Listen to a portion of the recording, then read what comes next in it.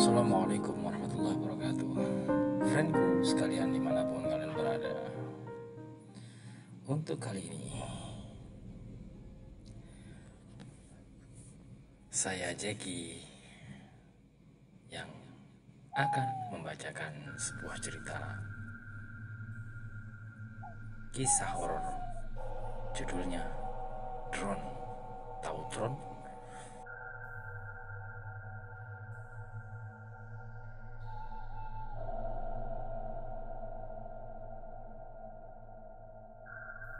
Selamat mendengarkan.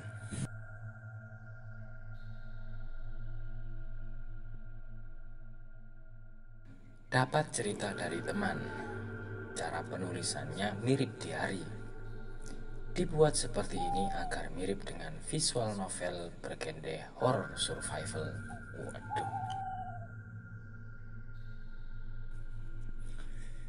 Jadi ini ceritanya temannya Mas Mantap Soul.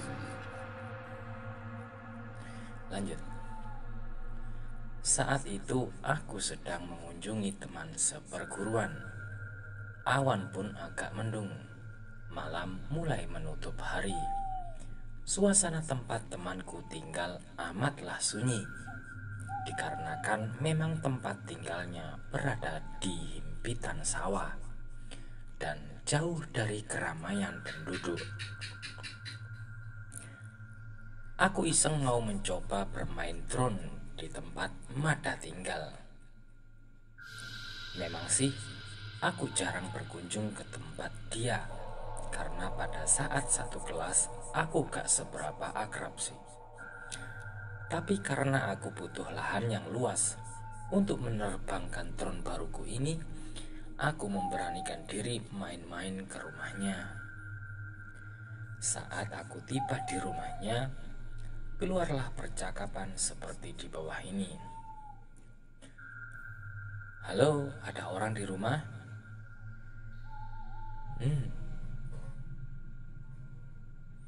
Dalam benakku, oh dia lagi tidur sore kayaknya. Aku pingpong Mada. Tak lama kemudian Mada pun keluar dengan wajah yang lesu, bangun tidur. Dengan sikap dia menyuruh masuk karena sudah tahu aku mau ngapain. Setelah ngobrol gak lama, aku mengajaknya keluar rumah untuk melayangkan drone baruku. Setelah siap sedia dengan angin yang sepoi-sepoi dan cuaca yang agak mendung, ditambah suasana yang bikin merinding, aku pun memberanikan diri untuk terus melanjutkan niatku.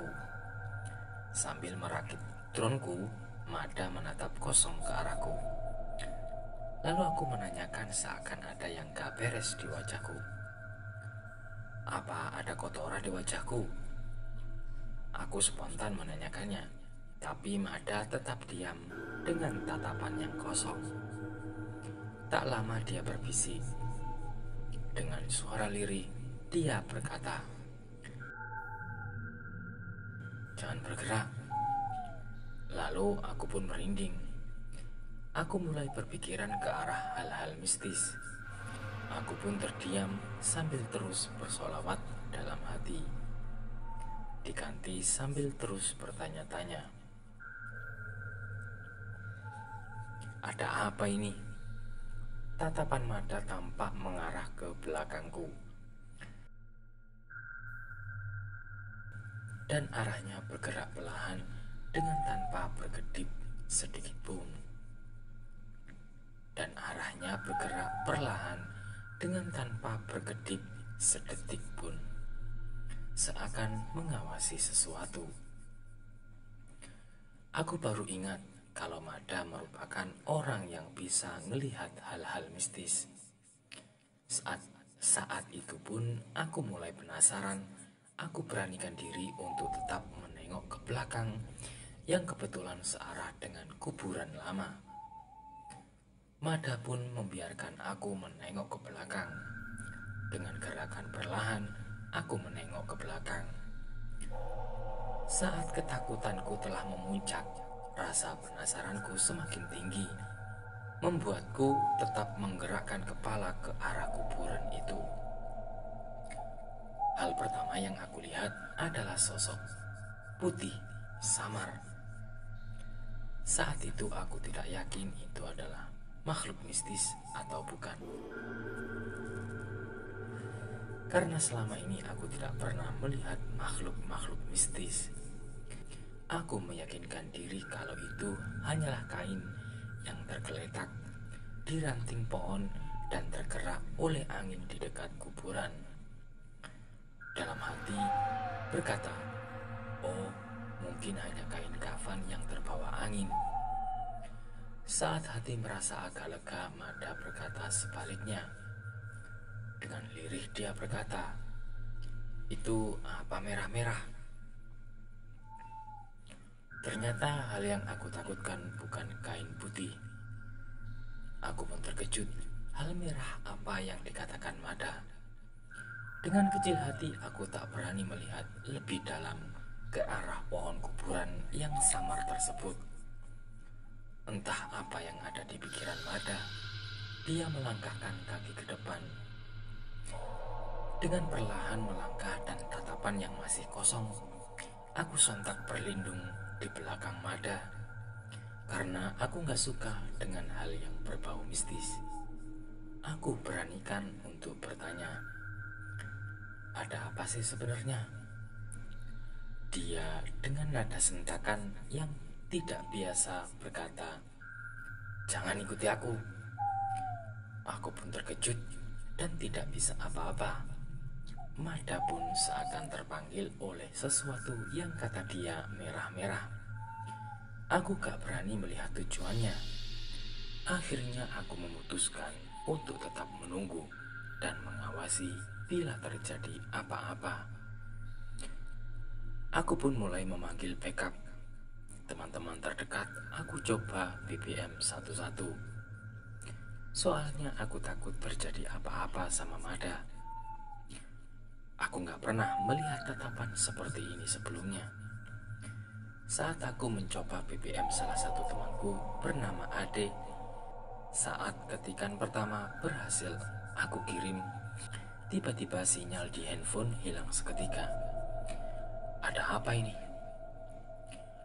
Perasaan daerah ini masih dalam cakupan sinyal yang baik. Aku pun berpikiran apakah ini ada kaitannya dengan Mada. Saat aku menengok ke depan, ternyata Mada sudah tiada. Aku terkaget-kaget karena jalan antara rumah Mada dengan kuburan hanya satu, dan aku merasa tidak ada yang melewatiku. Berarti Mada sudah masuk ke area pemakaman lama itu.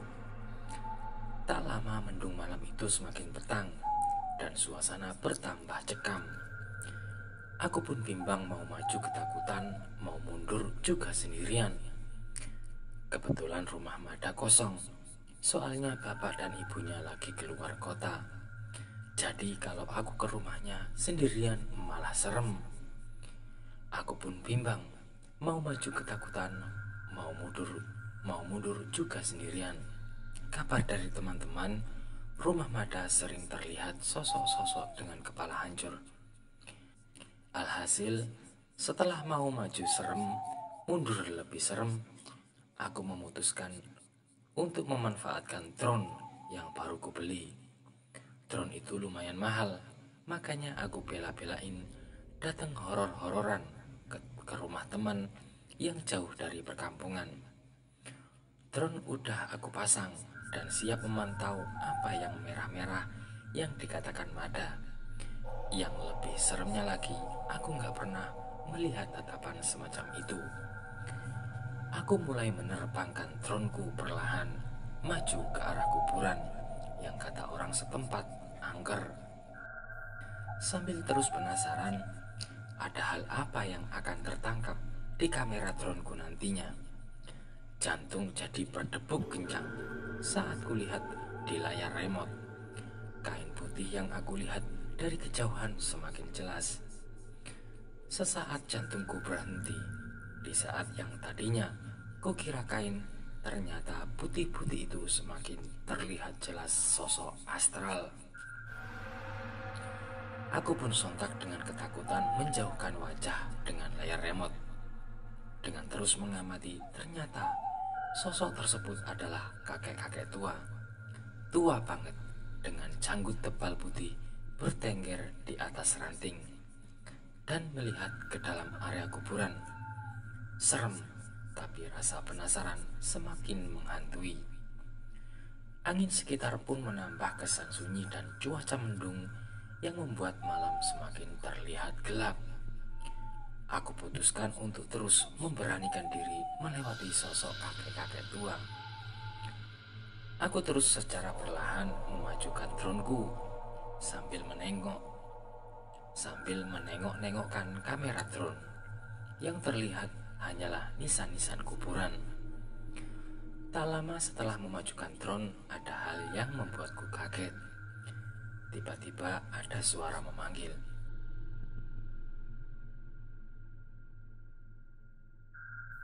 Le, sedang apa di sana sendirian?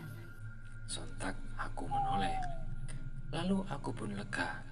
Oh, ternyata ibunya Mada toh. Aku menjawab kalem, sok tenang.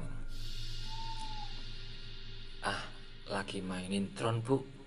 Ibu udah pulang ya? Iya Le, kenapa gak ketok pintu dulu? Tanya ibu Mada. Oh, tadi sudah aku ketok bu. Dibukain pintu sama Mada. Loh, Mada kan lagi sakit. Dari tadi tidur di kamar dalam. Tuh, masih ngorok. Dengar kata ibu Mada, darah langsung naik ubun-ubun. Nah, yang tadi sama aku siapa? Aku pun tidak bisa menjawab pertanyaanku sendiri. Sejenak aku terdiam. Dalam hati bertanya-tanya. Secepat kilat drone langsung aku tarik mundur. Aku langsung lari ke arah rumah Mada. Lalu aku duduk di depan pintu sambil gemeteran, seakan tak percaya apa yang telah terjadi. Aku pun tak mampu menggerakkan tubuhku. Tak lama aku disuruh ibu Mada masuk. Kemudian aku masuk dan menengok Mada.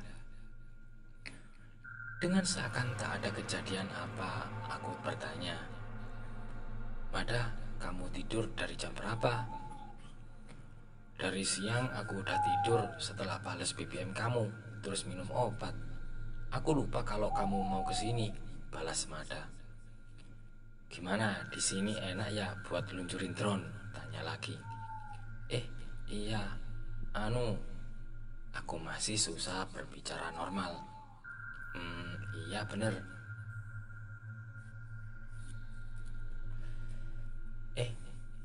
Iya, aku lupa jemuran belum aku ambil. Aku pamit pulang dulu ya. Akhirnya aku minta pamit dan segera meninggalkan suasana mengerikan itu. Sesampainya di rumah, aku langsung menonton ulang hasil tangkapan droneku. Lalu mataku melotot kaget.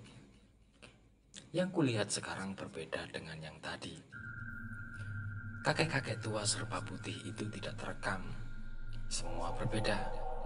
Di akhir video yang kulihat, ternyata di samping pintu rumah Mada yang di situ aku duduk sejenak, tak bisa bergerak karena ketakutan.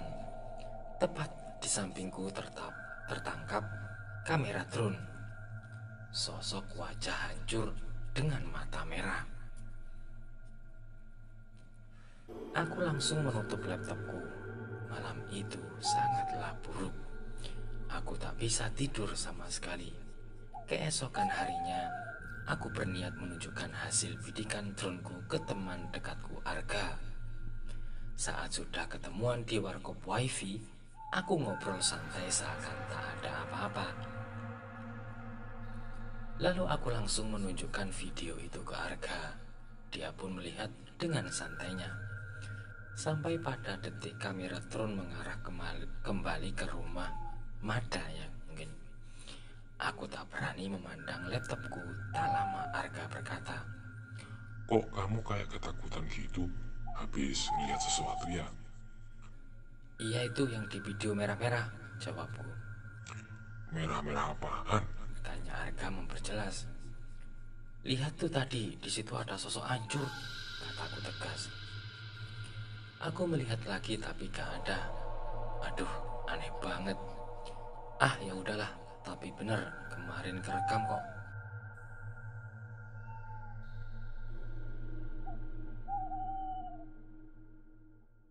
Sekian cerita singkat ini. Terima kasih. Wih, kok masih main BBM ya? Padahal drone itu kan buminya baru-baru aja kayaknya. Tapi ya udahlah. Bisa fiktif, bisa real, atau mungkin ya tergantung dari pendapat kalian. Apakah ini cerita real atau fiksi? Terima kasih telah mendengarkan cerita horor, kisah horor pada malam hari ini. Semoga kalian bisa tidur malam ini dengan nyenyak. Selamat malam, selamat istirahat. Semoga kalian tidur